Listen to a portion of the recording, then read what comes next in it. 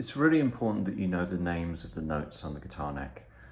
These days, learning with tab and chord diagrams and things like that, you can play to a pretty high level without actually knowing what notes you're playing. If you played any other instrument, you'd need to know the notes right from the start.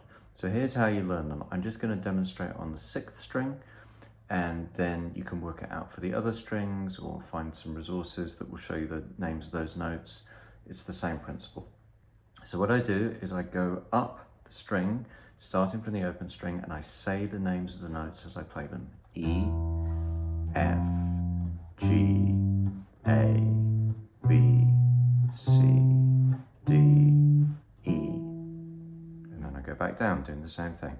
E, D, C, B, A, G, F, E. And then I test myself. So I go, okay, well, I've had a look at those notes. Maybe let's try and find G. So G's there. Where's C? How about A? How about D? And probably spend a week on each string.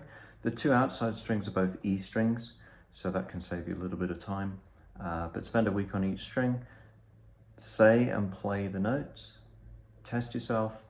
Just spend a couple of minutes a day on this and do it first. It's not the most interesting thing, but it's super, super important. It's just one of those things that needs to be done.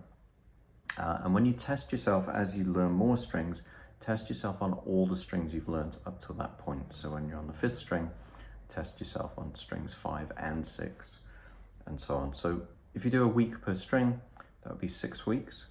And then once you've got them under your fingers and you're pretty good at this, then what you want to do is just be thinking about this whenever you play songs or scales or licks. Start thinking about names of notes, not just frets.